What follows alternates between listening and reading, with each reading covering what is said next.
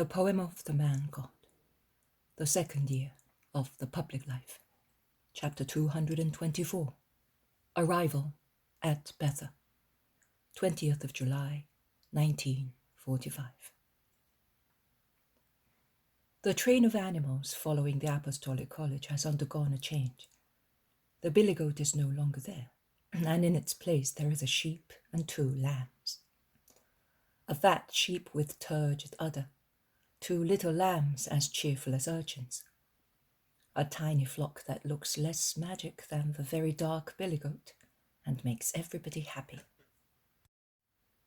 I told you that we would have a little goat to make Marziam a little happy shepherd. Instead of the little goat, since you will not hear of goats, we got sheep, and white ones, exactly as Peter wanted them. Of course, I thought I was pulling Beelzebub behind me, says Peter. In fact, since it was with us, how many unpleasant things have happened. It was a spell following us, confirms the Iscariot angrily. A good spell then, because what harm has really befallen us, says John calmly. They all shout at him, reproaching him for his blindness. Didn't you see how they were mocked at Modin? And do you not think my brother's fall was just nothing? He might have been ruined. If he had broken his leg or his back, how could we have carried him away from there? And do you think that last night's incident was a pleasant one? I saw everything. I considered everything. And I blessed the Lord because nothing wrong happened to us.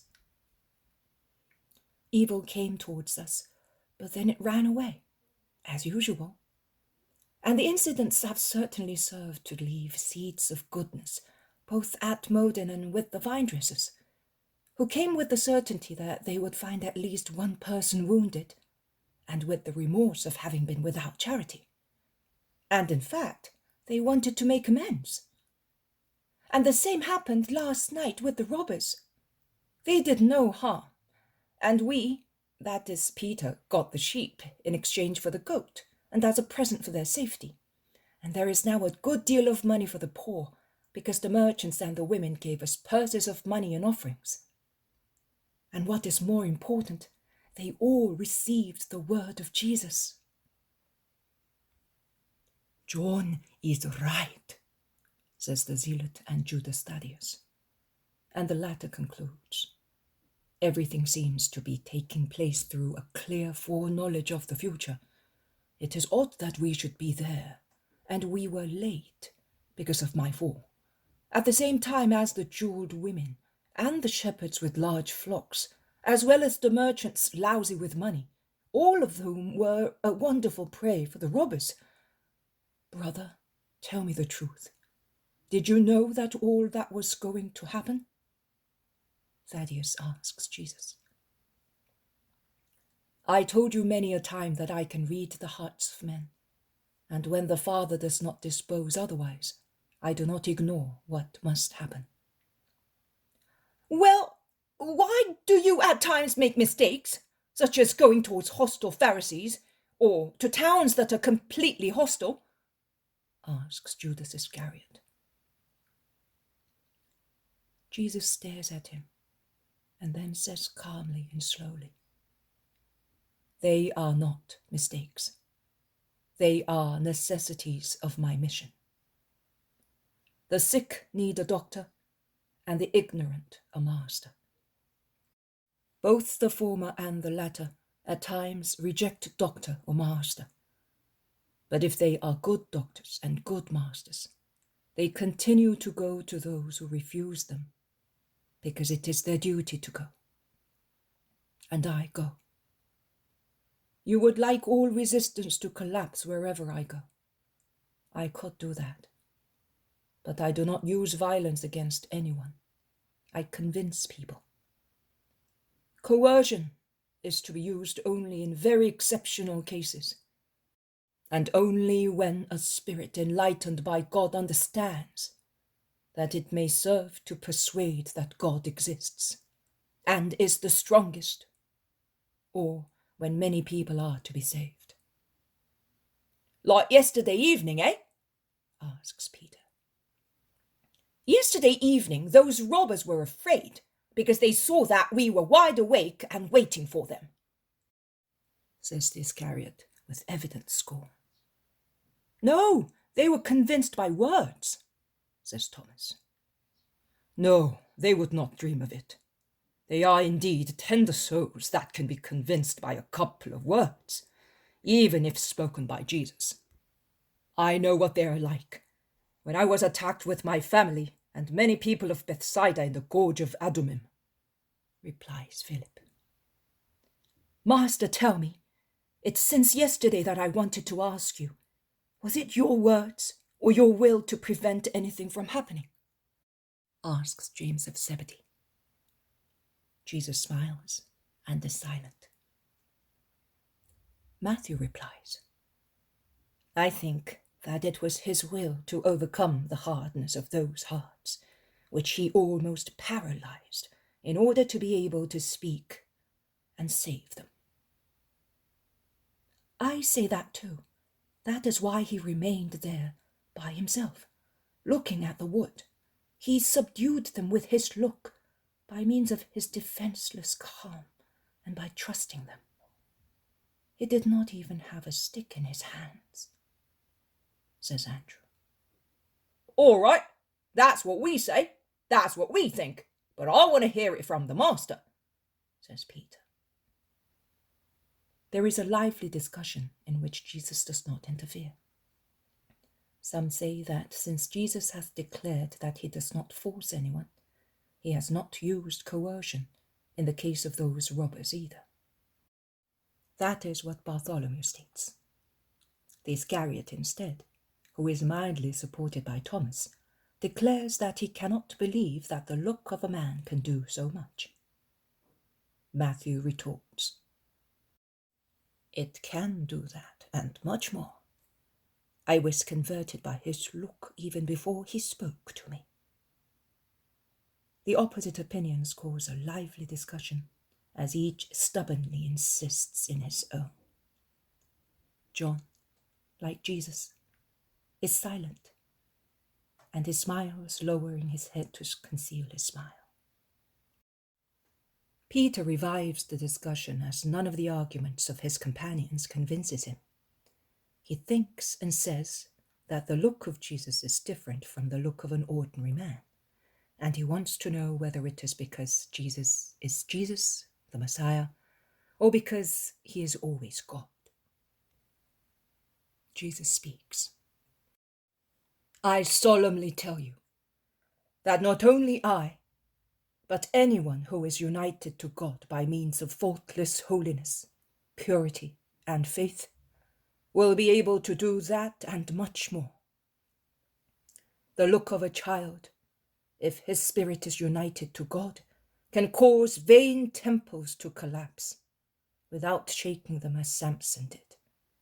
It can command wild beasts and men-beasts to be meek. It can repel death and defeat diseases of the spirit. And the word of a child united to God and an instrument of God can also cure diseases, make the poison of snakes harmless, work all kinds of miracles, because it is God who works in him. Oh, I understand, says Peter, and he stares at John. And after a long internal conversation with himself, he concludes in a loud voice. Yes, you, Master, can do that because you are God and because you are man united to God. And the same happens to those who go so far or have gone so far as to be united to God. I understand. I really understand. But are you not inquiring about the key to that union? Or about the secret of that power? Not all men are successful in going so far, although they all have the same means to succeed. Quite right. Where is the key to that strength which unites man to God and dominates matter? A prayer or secret words? A short while ago, Judas of Simon was blaming the billy goat for all the unpleasant incidents that happened to us. There are no spells connected with animals. Reject superstitions, which are also a form of idolatry and can cause misfortunes. And as there are no formulas to work witchcraft, so there are no secret words to work miracles. There is only love. As I said yesterday evening, love calms the violent and satisfies the greedy. Love. God. With God within you, fully possessed through perfect love, your eye will become a fire, capable of burning every idol and knocking down their simulacra. And your word will become power. And your eye will become an arm that disarms. You cannot resist God. You cannot resist love. Only the demon can resist it, because he is perfect hatred, and his children can resist with him. The others, the weak people seized with passions, but who have not sold themselves voluntarily to the demon, cannot resist. Whatever their religion may be, or their indifference to any faith, whatever the level of their spiritual baseness, they are struck by love, the great winner.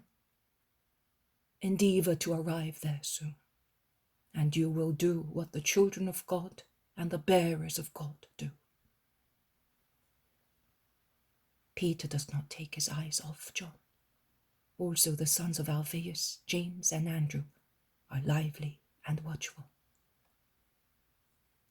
Well then, my lord, says James of Zebedee, what has happened to my brother? You are speaking of him. He is the boy who works miracles. Is that it? Is it so? What has he done? He turned a page of the book of life, and he read and learned new mysteries, nothing else. He preceded you because he does not stop to consider every obstacle, to weigh every difficulty, to work out every profit. He no longer sees the earth. He sees the light and goes to it without stopping. But leave him alone. The souls burning with greater flames are not to be disturbed in their ardor, which gladdens and burns. You must let it burn. It is utmost joy and utmost toil. God grants them moments of darkness, because he knows that fierce heat kills delicate souls when they are exposed to continuous sunshine. God grants silence and mystic dew to such delicate souls as he grants it to wildflowers. Let the athlete of love rest when God allows him to rest. Imitate gymnasiarchs who grant their pupils due rest. When you arrive where he has already arrived and beyond, because both you and he will go beyond that point, you will realize the need for respect, silence, and dim light that souls feel when they become the prey of love and its instrument.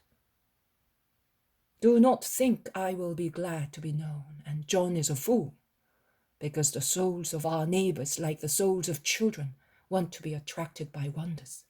No. When you are there, you will have the same desire for silence and dim light as John has now. And when I shall no longer be amongst you, remember that when you have to pronounce sentence on a conversion or on possible holiness, you must always use humility as your measure. If a man is still proud, do not believe that he is converted. And if pride reigns in a man, who may even be said to be a saint, you may be sure that he is not a saint. He may quackishly and hypocritically play the saint and pretend he works wonders. But he is no saint. His appearance is hypocrisy. His wonders are Satanism. Have you understood? Yes, master. They are all quiet and pensive. But if their lips are closed, it is possible to guess their thoughts by their countenance. A deep desire to know quivers like ether round them, emanating from them. The zealot endeavours to divert their attention and thus gain time to speak on them separately and advise them to be quiet. I think that the zealot has taken that task upon himself in the apostolic group. He is the moderator, the advisor, the peacemaker of his companions, besides being one who understands the master so well. He says, "We are already in Johannes' estate. That village in that little valley is Bether. The large building on that top is the castle where she was born. Can you smell this perfume in the air? It comes from the rosaries, which begin to give off scent in the morning sun. In the evening, it is a powerful fragrance. But it is so beautiful to see them in the cool morning, covered with dewdrops, like millions of diamonds thrown onto millions of opening corollas. When the sun sets, they pick all the roses that are completely open. Come, I want to show you from a knoll the view of the rosaries that overflow from the top like a waterfall, down the cracks on the other side, a cascade of flowers which climb back up again like a wave onto other hills. It is an amphitheater, a lake of flowers. It is really wonderful. The road is steeper, but it is worthwhile climbing up, because from that spot one overlooks all this paradise. And we shall soon be at the castle. Johanna lives there in perfect freedom, amongst her peasants, who are the only guards of so much wealth. But they are so fond of their mistress, who has turned these valleys into a paradise of beauty and of peace, that they are worth much more than all Herod's guards. Here, look, master, look, my friends." And he points out a semicircle of hills invaded with roses. Wherever one's eyes rest, one can see rosaries, under very tall trees to shield them from winds, from excessive heat of the sun and hailstorms. There is sunshine and air also under this light roof, which is like a veil, but is not oppressive, and is duly controlled by the gardeners, and the most beautiful rosaries in the world grow there. There are thousands and thousands of all kinds of rose bushes. There are miniature, low, tall, very tall plants. They grow in tufts, like cushions studded with flowers, at the foot of trees, on very green meadows, as hedges along paths, on the banks of streams, in circles around irrigation vats, spread over the whole park which comprises hills, or twined round tree trunks, or from tree to tree forming flowery festoons and garlands. It is really a dream. All sizes and shades are present, blending beautifully, with the ivory hue of tea roses close to the blood red of other corollas. The true roses, which, like the cheek of a child, shade on the contours into white tinged with pink, reign as queens, also because of their number. They are all struck by so much beauty. But what does she do with all this? Asks Philip. She enjoys it, replies Thomas. No, she extracts the essence and thus employs hundreds of servants and gardeners who work at the presses. The Romans make great use of it. Jonathan was telling me when he showed me the figures of the last crop. But there is Mary of Alphaeus with the boy. They have seen us, and they are calling the others. In fact, there are Johanna and the two Marys, who are preceded by Marcian, who runs down towards Jesus and Peter, with his arms stretched out ready for an embrace. The women arrive as well, and they prostrate themselves before Jesus. Peace to you all. Where is my mother? Among the rosaries, Master, with Eliza. Oh, she is definitely cured. She can now face the world and follow you. Thanks for making use of my castle for that purpose. Thanks to you, Johanna. You can see that it was useful to come to Judea. Marcian, here are your presents. This lovely puppet and these beautiful sheep. Do you like them? The boy is breathless with joy. He leans towards Jesus, who has bent to give him the puppet and has remained thus to look at him in the face, and he clasps his neck, kissing him with utmost ardor. And thus you will become as meek as the little sheep, and then you will become a good shepherd for those who believe in Jesus. Is that right? Marcian replies, yes, in a choked voice, while his eyes shine with joy. Now go and see Peter, because I am going to my mother. I can see a strip of her veil moving along the hedge of roses. And he runs to Mary, embracing her to his heart at the corner of a path. After a first kiss, Mary, still panting, explains, Eliza is coming behind me. I ran to kiss you because it was not possible for me not to kiss you. But I did not want to kiss you in front of her. She has changed a great deal, but her heart still aches in the presence of other people's joy, now denied to her forever. Here she is coming. Eliza walks the last few yards with a rapid step and kneels down to kiss Jesus' tunic. She is no longer the tragic woman of Bether.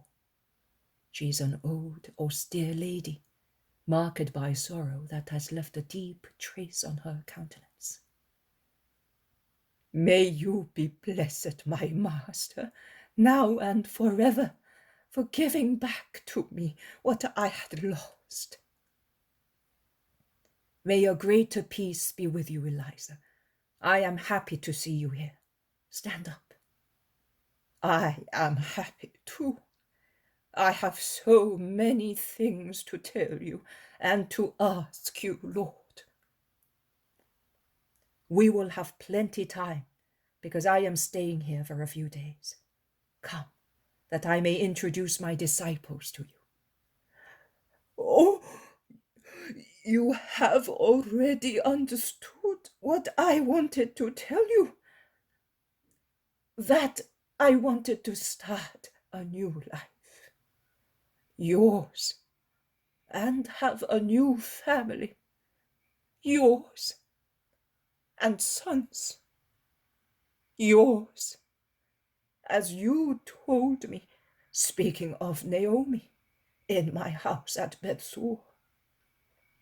I am the new Naomi, through your grace, my Lord. May you be blessed for it. I am no longer depressed and barren. I will still be a mother, and if Mary allows me, I will also be a mother to you, besides being a mother to the sons of your doctrine. Yes, you will be. Mary will not be jealous, and I will love you so much that you will not regret coming with us. Let us go now to those who wish to tell you that they love you as brothers. And Jesus takes her by the hand and leads her towards a new family. The journey made while waiting for Pentecost is over.